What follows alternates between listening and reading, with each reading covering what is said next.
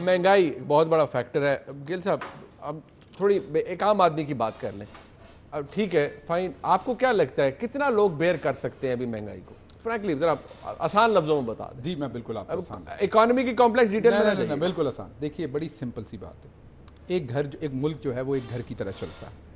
उस घर की एक आमदन होती है और एक खर्चे होते हैं। जब आप आमदन से ज़्यादा अखराजात करेंगे आप पे कर्ज आएगा, जब आप कर्ज आएगा तो आपकी जो भी आमदन होगी आगे वो कर्ज भी चुकाना होगा, आप पे मुश्किल फैसले आएंगे। ऐसा नहीं हो सकता कि अगर एक डॉक्टर के पास मरीज़ हो वो उसको रेत खिलाता रहे, उसके गुर्दे तबाह कर दे। जिस नए डॉक्टर के पास आप लेके जाएं तो वो उसको फ़ौरन ठीक कर दे। इन्होंने 6000 से कर्जे लेके गए 30 अरब पे। इनके जो लूट, अब फिर आप कहते हैं आप लूट मार ले आते हैं, ये हमारे साथ हादसा ये हुआ है, हमारे मुल्क को लूटा गया है और हमने इसी को रखना है। मुझे एक लोगों को मैं क्लियर कर दूं, ये बता दे, आम आदमी ये बात एक साल ये कह रहे हैं कि करप्शन की कितना सुनेगा? मुझे जवाब, क्योंकि आवाम ने फैसला करना, मुझे जवाब देने दें कि मैं फैसला उनका रेलेवेंट कर रहा हूं या मैं भाग रहा हूं।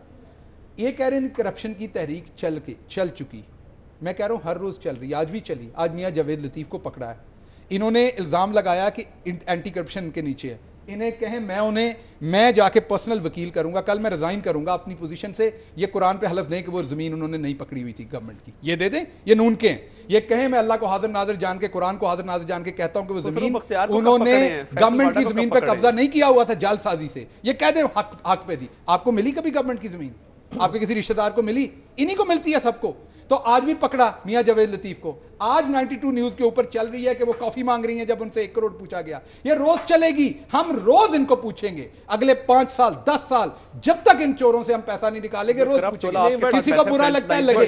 इवेंचुअली 3 अरब हमने इस हफ्ते रिकवर किया है इनसे। जब पैसा आएगा महंगाई भी नीचे जाएगी, उठेंगे साथ उठेंगे, नीचे जाएंगे अपनी आवाम के साथ जाएंगे। इनकी तरह अपनी तिजोरियां नहीं बन रही। बट कितना पेट्रोल, अगर मुझे बताएं कितना, जब आप कह रहे हैं नीचे जाएंगे आवाम के साथ जाएंगे, जितने पे भी जाएगा, जितने पे भी जाए वो फैसला हो रहा है जो मुल्क पे हो रहा है। हमें भूखा रहना पड़े भूखा रहेंगे सारे इकट्ठे, ऊपर जाना पड़े ऊपर जाएंगे। इन चोरों को आवाम ने देख लिया, इनका कोई हक नहीं है। अच्छा चले, आपको लगता है, एक बात तो सुन लीजिए आप, जो महंगाई की बात करेंगे, महंगाई की जो 7,52,000 अपने ट्रिप पे खर्च करते थे, या वो करेंगे जो 5,49,000 करते थे और साथ नवासियां और 777 लेके जाते थे, या वो करेगा जिसमें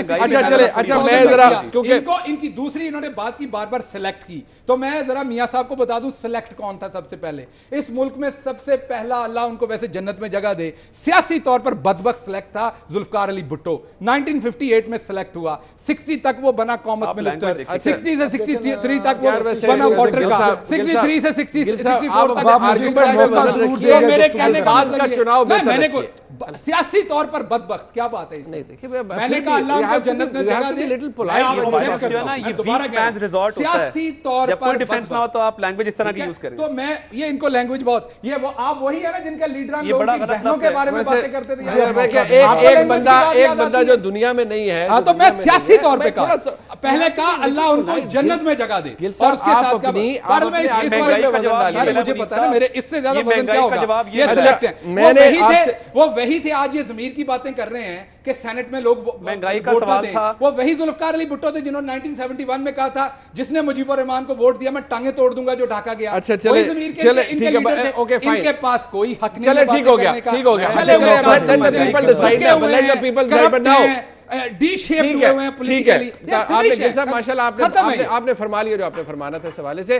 बट सवाल ये है, ऑब्वियसली लोगों ने डिसाइड करना है, लेकिन एक बात है कि हुकूमत के पास, जो गिल साहब ने अभी फरमाया है, जो भी बातें की हैं, हुकूमत के पास जवाब ये है कि पहले चोर थे, अब हम जब तक वो ब्रांड फेस करता रहेगा हुकूमत और मुल्क, हमारा हम कुछ नहीं कर सकते। इन्फ्लेशन ऊपर जाएगी, पहले से हुआ। गिल साहब अब इन तरह से आप बताएं, हाउ डू यू रिस्पॉन्ड? मैं देखें इनके अपने वजीर हमाद अजहर साहब ने परसों एक इंटरव्यू दिया और उन्होंने तस्लीम किया कि पिछले 1 साल के अंदर हम 4,000 अरब रुपए से ऊपर के कर्जे ले चुके हैं। अब ये कर्जे, ये मैं बताता हूँ जी, अभी आता हूँ मैं अलीमा बाजी पे भी आता हूँ, मैं खुसरो बख्तियार पे भी आता हूँ, मैं बारी बारी जो आपने पाक साफ करके बिठाया, मैं बाबर रवान पे आता हूँ, मैं आजम स्वाति के ऊपर आता हूँ। तो ये जो इंसाफ आपने लॉन्ड्री लगाई हुई है ना, ये जो यूनिट लगाया हुआ है, आपका वजीर आजम जो है उसकी बीवी कहती है 2004 में कि जी ये बेनामी प्रॉपर्टी है, वो कहता है मैंने फ्लैट बेच के लिया था बनी गाला। आपके वजीर आजम का सोर्स ऑफ इनकम क्या है? बनी गाला का 300 कनाल का महल कहां से मेंटेन होता है? What is his source of income? आप यहाँ पे बात करते हैं, चोरी के इल्जाम लगाते हैं। हेलीकॉप्टर केस में मुझे बोलने दीजिए, आपको हेलीकॉप्टर केस में मतलूब होता है आपका वजीर आजम, बैठ के चेयरमैन नैब से मीटिंग कर रहा होता है। यानी ये कोई नया मतलब करप्शन का म्यार निकला है कि जो ऑपोजिशन में है वो चोर है और जो हुकूमत में बैठा है वो पाक साफ है। मैं महंगाई की तरफ आऊंगा, मैं इन बातों में नहीं पढ़ना चाहता आपके साथ, अब क्योंकि आपको पता है कि आपने जिन लोगों को एनआरओ दिया हुआ है, आपने तमाम जमातों का गन इकट्ठा करके उनको एनआरओ देके हम तो बताते हैं इन्होंने की लूटमार, इन्होंने की, महंगाई तो होनी थी, अपनी जमात के बार-बार बताते हैं। अच्छा चले, आप तहजीब के दायरे में रहिए। मैं आपकी दफा नहीं बोला था, आप मत बोलिए। दूसरी बात ये है, नहीं लूटमार जी नहीं, तो लूटमार आपके लीडर ने की है। अलीमा बाजी ने पैसा बाहर भिजवाया, नहीं भिजवाया? आप डिनाई कर दें अलीमा बाजी ने पैसा बाहर नहीं भिजवाया, आप करें डिनाई कि नहीं भिजवाया? उनको बोलने दें। आपके आधे लोग चोर हैं। बाबर अवान को रहमत हुसैन जाफरी, सुप्रीम कोर्ट की रिपोर्ट ने कहा किसने नंदीपुर में करप्शन की है, आपने उसको ब्लू आइट बना के साथ बिठाया हुआ है, उसका हिसाब कौन देगा? मैं मुनीब साहब आना चाहता हूं महंगाई की तरफ।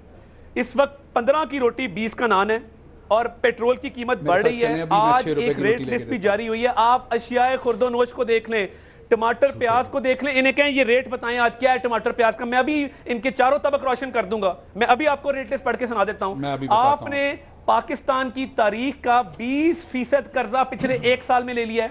वो कर्जा लगा किधर रहे हैं आप एक इनिशिएटिव बता दें पिछले एक साल में आपने अचीव क्या किया है, मुझे बताइए। आपका एक प्रोजेक्ट ऑन ग्राउंड आया है, आपका एक इनिशिएटिव टेक ऑफ किया है। आपको चाहिए था कि आप एक साल की कंप्लीशन पे सेलिब्रेशन करते, आते अवाम को बताते कि जी हमने ये अचीव किया है। दिन ब दिन महंगाई बढ़ती जा रही है और इनके अपने फिगर्स कह रहे हैं कि ये 13% पे जाएगी अफराते ज़र, जिसको महंगाई की शरह कहते हैं। आम आदमी मर गया है और कोई बेहतरी की सूरत नजर नहीं आ रही। मुनीब साहब, हम किसी भूल में ना रहें।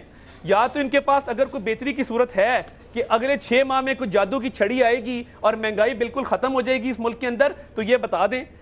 मुझे तो कोई उम्मीद नजर नहीं आती। इनके पास मैक्रो इकोनॉमिक पॉलिसी कोई नहीं है, ठीक है, माइक्रो मैनेजमेंट भी कोई नहीं है।